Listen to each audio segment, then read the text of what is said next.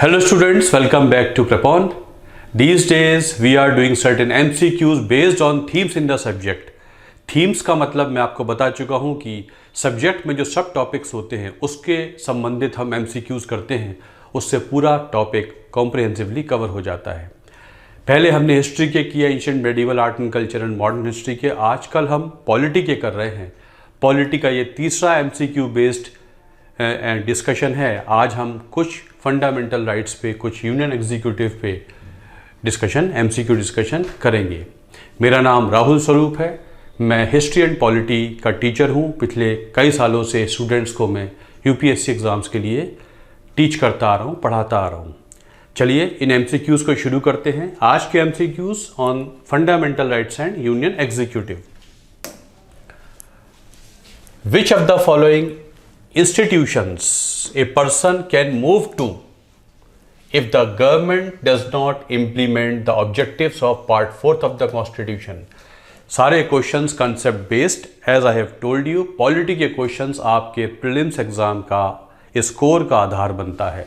13-14 questions अगर आपने सही कर दिए तो आप 80-82 क्वेश्चंस तक आसानी से पहुंच जाएंगे। पॉलिटी के क्वेश्चंस गलत हुए तो आपका प्रीलिम्स क्वालिफाई होना मुश्किल हो जाता है। पॉलिटी के क्वेश्चंस डुएबल होते हैं, वो हो सकते हैं यदि आपको ठीक से समझ है कंसेप्ट्स की। सारे क्वेश्चंस कंसेप्ट बेस्ड आते हैं। अब देखिए, which of the following institutions a person can move to if the government does not implement the objectives of part 4th of the constitution. इनमें से कौन से इंस्टीट्यूशन में व्यक्ति जा सकता है यदि पार्ट 4th के उद्देश्य फुलफिल ना करे सरकार। पार्ट 4th मतलब DPSP। क्या वो सुप्रीम कोर्ट जा सकता है, हाई कोर्ट जा सकता है, सबऑर्डिनेट कोर्ट जा सकता है, लोक अदालत जा सकता है, या इनमें से कहीं नहीं जा सकता अगर पार्ट 4th के उद्देश्य फुलफिल ना हो। आपको पता है कि पार्ट 4th ये कहता है आर्टिकल 37 में कि ये non enforceable in the court of law है, नॉन जस्टिशिएबल है। इनका मेन कैरेक्टर ही ये है कि इनका ना लागू हो पाना कोर्टों में मुकदमे की वजह सरकार के खिलाफ नहीं बन सकता। सरकार की विल है, स्वीट विल है तो सरकार इनको लागू करेगी, लेकिन सरकार पे ये कोई बाध्यता नहीं है। There is no binding on the government to implement the objectives of part 4th of the constitution. Hence if government does not implement even any of the objective of this part 4th, at least courts cannot help you. Courts cannot help you, cannot get them enforced through the route of courts. इसलिए answer हो जाता है D. कम से कम court जाके लागू नहीं करा सकते, है ना। Which of the following is not mentioned in part 4th of the constitution? अब ये आसान सा क्वेश्चन है, कई बार ये ऐसे क्वेश्चंस एग्जाम में दे देते हैं। UPSC कुछ क्वेश्चंस ऐसे छोड़ती है एग्जाम में जो सभी लोग आसानी से कर लें। वो गलत बिल्कुल नहीं होने चाहिए। यहाँ सिली मिस्टेक हुई तो आप काम से गए। तो इनमें से कौन सा पार्ट 4th में नहीं है? Equal pay for equal work, securing a social order based on justice, social, economic and political, prohibition of traffic in human beings, free legal aid. इनमें से कौन सा पार्ट 4th में नहीं है? DPSP में नहीं है, डायरेक्टिव प्रिंसिपल्स में नहीं है। तो आर्टिकल 39(d) कहता है इक्वल जहां तक हो सके सरकारें ऐसी पॉलिसी बनाएं that shall be equal pay for equal work. Article 38 कहता है state should secure a order in which justice, social, economic and political should reach every institution of national life. ये 3 तरीके का जस्टिस हर व्यक्ति तक पहुंचे, हर संस्था तक पहुंचे, ऐसा एक सोशल ऑर्डर सरकार बनाए। आर्टिकल 38 को कहते हैं heart and soul of part 4th of the constitution, जो रियल करेक्टर पार्ट 4th का डिफाइन करता है। बाकी 39 से लेकर आखिरी आर्टिकल तक 51 तक सिर्फ आर्टिकल 38 के उद्देश्य का ही एम्प्लीफिकेशन हुआ करता है। तो ये भी DPSP में है। Prohibition of traffic in human beings, ये आर्टिकल 23 हो जाता है, जहाँ पर बॉन्डेड लेबर या इंसान की खरीद फरोख्त सामान जैसे, वस्तुओं जैसे नहीं हो सकती। ये फंडामेंटल राइट है। आर्टिकल 23 में हम ह्यूमन बींग्स में ट्रैफिकिंग प्रोहिबिट करते हैं। ये पार्ट 4th का नहीं है। Article 39(A) added by 42nd amendment कहता है कि एक ऐसा लीगल सिस्टम बने जिसमें व्यक्तियों को फ्री लीगल एड मिले, मतलब किसी को बिना सुने सजा ना हो। यदि कोई व्यक्ति अपने आप को डिफेंड नहीं कर सकता है तो सरकार उसे सहायता पहुंचाए, वकील दे ताकि वो अपने आप को डिफेंड कर सके। ताकि किसी को सज़ा भी मिले तो ये ना हो सके कि उसे लीगल एड नहीं मिली है, एक वकील उसे डिफेंड करने वाला नहीं था। फ्री लीगल एड सरकार मुहैया कराती है। नेशनल लीगल सर्विस अथॉरिटी होती है, ऐसी स्टेट में होती है, डिस्ट्रिक्ट में होती है, जहाँ पे अप्रोच कर सकते हैं। जो एलिजिबिलिटी है उस कानून के तहत, उसके तहत अगर एलिजिबिलिटी बनती है, सरकार आपको डेफिनेटली वकील अवेलेबल कराएगी। तो ये फंडामेंटल राइट है, बाकी सब डीपीएसपी में होते हैं। Sexual harassment of women at work places is a violation of what? Sexual harassment of women at workplace is a violation of what? Fundamental rights, directive principles, fundamental duties, international conventions, India is party to। महिलाओं का जो exploitation होता है, जो उनका harassment होता है work places पे, जिसमें विशाखा गाइडलाइंस आई 1997 में, 2013 में तो पॉश एक्ट ही पास हो गया, जिसको पॉश एक्ट कहते हैं, सेक्सुअल हरेसमेंट एक्ट को। तो इनमें अगर ये सेक्सुअल हरेसमेंट होता है महिलाओं का, तो इनमें क्या क्या वॉयलेट होते हैं? एक्चुअली फंडामेंटल राइट वॉयलेट होता है, आर्टिकल 14 वॉयलेट होता है, right to equality article 21, right to privacy, right to dignified life violate हो जाता है। फंडामेंटल ड्यूटीज़ में ड्यूटी नंबर 5 ये कहती है कि महिलाओं के अगेंस्ट डेरोगेटरी एक्शंस या वो जो चीज़ें होती हैं वो नहीं होनी चाहिए, उनको रोकना चाहिए, हमारी फंडामेंटल ड्यूटी है। तो महिलाओं का अब्यूज़ नहीं होना चाहिए, वो रोकना हमारी फंडामेंटल ड्यूटीज़ है। और इंटरनेशनल कन्वेंशंस भी भारत ने बहुत सारे साइन कर रखे हैं। Convention against elimination of you can say discrimination against women एक कन्वेंशन है, वो हमने साइन कर रखा है। तो ये चारों ही हैं। अगर महिलाओं का हैरेसमेंट होता है वर्क प्लेसेस पे, तो इन चारों का ही वायलेशन हो जाता है। तो डी है। Consider the following statement, president of India is an integral part of union legislature. अब हम यूनियन एग्जीक्यूटिव पे आ गए हैं। पहले 3 में हमने प्रीएम्बल के बारे में किया, फंडामेंटल राइट्स को डीपीएसपी में किया, अब यूनियन एग्जीक्यूटिव पे आ गए हैं। राष्ट्रपति is an integral part of union legislature. President of India होते हैं वो पार्लियामेंट के अभिन्न अंग होते हैं। इट इज सो, ऐसा इसलिए है because he is elected by N electoral college comprising elected members of parliament and that of state legislatures. ऐसा इसलिए है कि उनको चुनने वाले एमपीज होते हैं और विधानसभा के एमएलएज और एमएलसीज होते हैं। ऐसा ही कुछ स्टेटमेंट है। तो पहला स्टेटमेंट तो सही है, दूसरा गलत है। राष्ट्रपति अभिन्न अंग होते हैं यूनियन पार्लियामेंट के, यूनियन लेजिस्लेचर के, इसलिए होते हैं कि पार्लियामेंट जो भी बिल पास करता है फाइनली वो राष्ट्रपति के सिग्नेचर से ही पास होता है। इसलिए लॉ मेकिंग में जो फाइनल भूमिका है वो राष्ट्रपति की होती है। उनके सिग्नेचर के बिना कोई बिल, एक्ट नहीं बन सकता, इसलिए उनके बिना पार्लियामेंट अधूरा होता है। इसलिए हमेशा ही एक राष्ट्रपति तो देश में होने ही चाहिए। वो नहीं है तो उपराष्ट्रपति हैं, वो नहीं है तो सीजीआई हैं, सीजीआई भी नहीं है तो सीनियर मोस्ट जज ऑफ सुप्रीम कोर्ट है।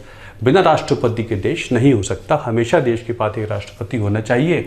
उनके बिना पार्लियामेंट भी अधूरी होती है, इसलिए अभिन्न अंग है। लेकिन अभिन्न अंग इसलिए नहीं है कि उनको चुनने वाले एमपीज होते हैं या स्टेट लेजिस्लेचर्स के मेंबर्स वगैरह होते हैं। तो ये स्टेटमेंट तो गलत है, ये इसकी वजह नहीं है। तो पहला आंसर हो जाता है, ए इज़ द आंसर। अगर आपको ये समझना है तो आप प्रेपॉन पे वीडियोस वगैरह पढ़े हुए हैं, उनमें आप देख सकते हैं। इनको बहुत डिटेल में समझाया गया है, आपको रिवाइज करना हो तो। The President is constitutionally bound to always have a council of ministers to aid and advise him। राष्ट्रपति संवैधानिक तौर पे राष्ट्रपति के पास हमेशा एक मंत्री परिषद होनी ही चाहिए, उनको एड एंड एडवाइस करने के लिए संवैधानिक तौर पे, संविधान के अनुसार, ठीक है। All the discretionary powers of the President are specified in the constitutional provisions। और राष्ट्रपति की जो डिस्क्रिशनरी पावर्स हैं वो सब संविधान में बाकायदा मेंशन्ड हैं। 2 स्टेटमेंट्स दिए गए हैं, आप बताइए कौन सा सही है। तो राष्ट्रपति is constitutionally bound to always have a council of ministers, ये बिल्कुल सही है। Article 74 of the constitution says that there shall be a council of ministers to aid and advise the president.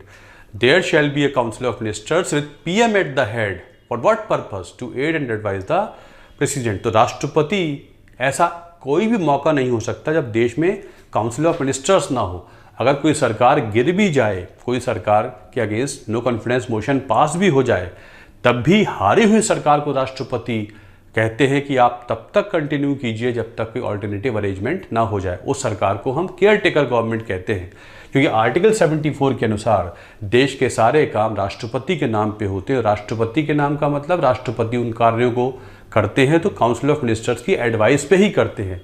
तो ऐसा कोई स्थिति नहीं हो सकती जब देश के पास सरकार ना हो, मतलब राष्ट्रपति के पास सरकार ना हो। सरकार या तो चुनी हुई होगी या फिर केयर टेकर गवर्नमेंट तो एटलीस्ट होगी ही होगी। तो पहला स्टेटमेंट सही है। राष्ट्रपति के पास बहुत सारी पावर संविधान में मेंशन्ड हैं, लेकिन कुछ ऐसी भी हैं जो वो डिस्क्रिशनरी हैं, मतलब अपने विजडम से ले सकते हैं। As per article 74 he is in all the situations he is bound by the advice of council of ministers, but in some situations he may not take their advice, he can act on his own। ऐसी powers को जहां राष्ट्रपति अपनी ही बुद्धिमत्ता से फैसले करें उसे डिस्क्रिशनरी पावर कह देते हैं। तो राष्ट्रपति की डिस्क्रिशनरी पावर सिचुएशनल है, मेंशन्ड नहीं है, सिचुएशनल है। सिचुएशन होती है तो उसके हिसाब से निकल आती हैं। ये कहा जाए कि मेंशन्ड है संविधान में, ऐसा नहीं होता है। ऑर्डिनरी बिल राष्ट्रपति के पास जाता है, उसे साइन करना है या नहीं करना है, एसेंट देना है नहीं देना, ये राष्ट्रपति को खुद तय करना है, किसी की सलाह की आवश्यकता नहीं है। ऐसी सिचुएशंस बनती हैं बहुत सारी जिसके तहत राष्ट्रपति के पास डिस्क्रिशन हो जाता है। तो दूसरा स्टेटमेंट गलत है कि ये संविधान में बाकायदा मेंशन्ड है। पहला से विच of the following situations in which of the following situations the office of vice president can fall vacant. इनमें से किन हालातों में उपराष्ट्रपति का ऑफिस वैकेंट फॉल हो सकता है, मतलब खाली हो सकता है। या तो वे इस्तीफा दे दें उपराष्ट्रपति, या ऑफिस में रहते हुए उनकी डेथ हो जाए, पद पे रहते हुए डेथ हो जाए, या उन्हें राज्यसभा के चेयरमैन के पद से हटा दिया जाए, या फिर उन्हें डिस्क्वालीफाई कर दिया जाए from the membership of Rajya Sabha. इन चारों में से किस सिचुएशन में उपराष्ट्रपति का ऑफिस खाली हो सकता है? ये क्वेश्चन बहुत अच्छा क्वेश्चन है। आप इसे कमेंट बॉक्स में बताइए इसका आंसर क्या हो सकता है। ये बड़ा अच्छा क्वेश्चन है। In which of the following situations can the office of VP can fall vacant. तो उपराष्ट्रपति इस्तीफा देंगे तो राष्ट्रपति को दे देंगे, तो ऑब्वियसली अब नया उपराष्ट्रपति चुना जाएगा तो ऑफिस वैकेंट हो गया। या पद पे रहते हुए उनकी डेथ हो जाए, ऑब्वियसली पद पे रहते हुए डेथ हो जाए तो नए उपराष्ट्रपति के लिए चुनाव कराया जाएगा। या उनको राज्यसभा के चेयरमैन के पद से हटा दिया जाए, ये गलत है। राज्यसभा का चेयरमैन जो उपराष्ट्रपति बनते हैं वो ऑटोमेटिकली राज्यसभा के चेयरमैन एक्स ऑफिशियो बन जाते हैं, और संविधान में राज्यसभा के चेयरमैन को हटाने का कोई प्रोविजन नहीं है। राज्यसभा के चेयरमैन को हटाना है तो उपराष्ट्रपति को हटाना पड़ेगा, तो ऑटोमेटिकली राज्यसभा के चेयरमैन का पद खाली हो जाएगा। सेकंड गलत है। उपराष्ट्रपति राज्यसभा के मेंबर होते ही नहीं है, तो ये बात खत्म हो जाती है कि डिस्क्वालीफाई कर दिए जाएं। तो ओनली 1 and 2 ऐसी स्थिति ऐसी है जिसमें उपराष्ट्रपति का ऑफिस फॉल वैकेंट हो सकता है। विच of the fall functionaries can participate in the election of president. इनमें से कौन है, चारों में से कौन है जो राष्ट्रपति के इलेक्शन में इलेक्टर के तौर पे काम कर सकते हैं? Deputy speaker of Lok Sabha, deputy chairman of Rajya Sabha, protem speaker, chief minister of Delhi. इनमें से कौन से हैं जो राष्ट्रपति के इलेक्शन में भाग ले सकते हैं? मतलब राष्ट्रपति का जो इलेक्टोरल कॉलेज बनता है आर्टिकल 54 में, उसके मेंबर होते हैं, मतलब राष्ट्रपति के इलेक्शन में वोट डाल सकते हैं। तो डिप्टी स्पीकर लोकसभा का एमपी होगा ही होगा, तभी डिप्टी स्पीकर होगा। राज्यसभा के डिप्टी चेयरमैन हमेशा राज्यसभा के मेंबर होंगे ही होंगे, तभी डिप्टी चेयरमैन होंगे। राज्यसभा के चेयरमैन कभी राज्यसभा के मेंबर नहीं होते हैं, लेकिन डिप्टी चेयरमैन मेंबर में से ही एक होगा, तो ये दोनों पार्टिसिपेट करेंगे। इलेक्टोरल कॉलेज में एमपी होते ही होते हैं। प्रोटेम स्पीकर जो है वो भी एमपी होंगे, तभी प्रोटेम स्पीकर बन सकते हैं। दिल्ली के सीएम हैं वो दिल्ली विधानसभा के इलेक्टेड एमएलए होते हैं, तो वो भी होंगे। तो राष्ट्रपति के इलेक्शन में ये चारों भाग ले सकते हैं। Elected members of parliament, elected MLA can participate in the election of president, है ना, ये होता है।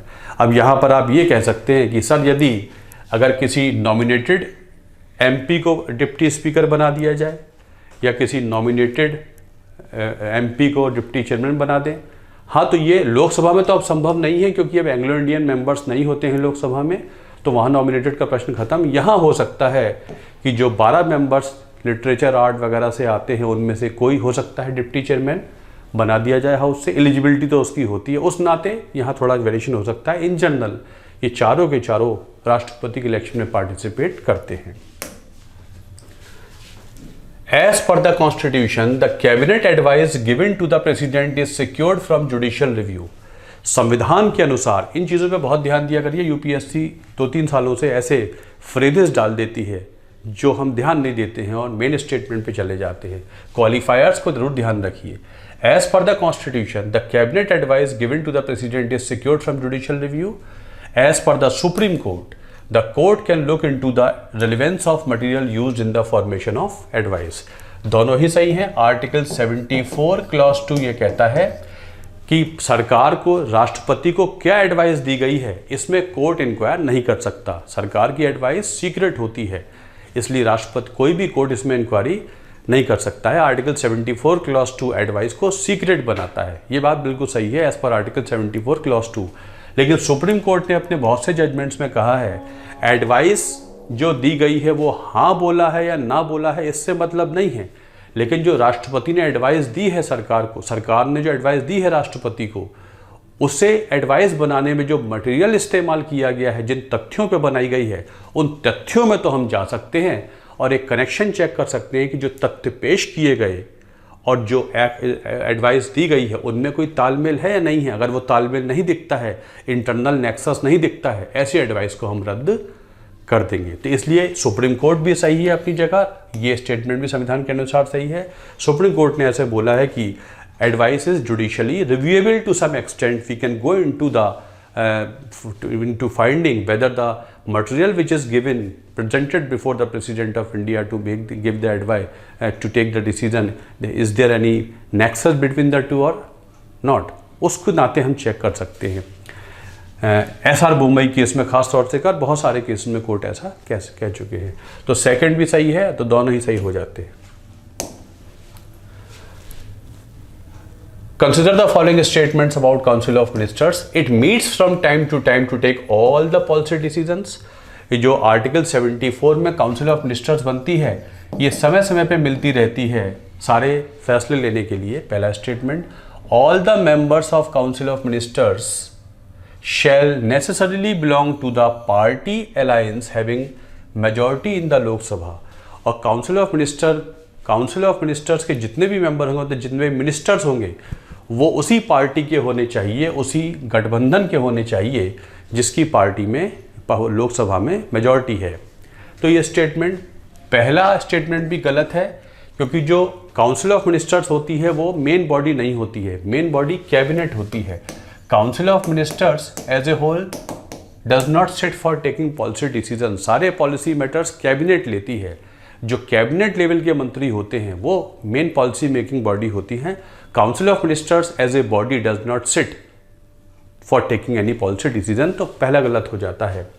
और काउंसिल ऑफ मिनिस्टर्स के सारे मेंबर जीती हुई पार्टी के मेंबर होंगे, प्रैक्टिकली ऐसा ही होता है, लेकिन वो राज्यसभा से भी हो सकते हैं, इसलिए गलत हो जाता है। दूसरी बात, अपोजिशन पार्टी से भी हो सकते हैं। जवाहरलाल नेहरू ने अपनी कैबिनेट में डॉक्टर अम्बेडकर को लिया था। ऐसे बहुत सारे केसेस हैं जहाँ अपोजिशन पार्टी के मेंबर्स को भी, या जो मेन पार्टी है उससे अलग मेंबर्स को भी मंत्री बनाया जाए। एलिजिबिलिटी उनकी है, मंत्री बनने के लिए एमपी होना चाहिए, जीती हुई पार्टी का एमपी हो, नॉट नेसेसरी नहीं है, बट प्रैक्टिकली डेमोक्रेटिकली यही सही होता है। तो उस नाते देखें तो दोनों गलत हो जाते हैं। प्रैक्टिकली ये सही है बट अदरवाइज गलत है। अगर लोकसभा लिखा है यहाँ तो भी गलत हो जाता है, क्योंकि बहुत से एमपी राज्यसभा से होते हैं।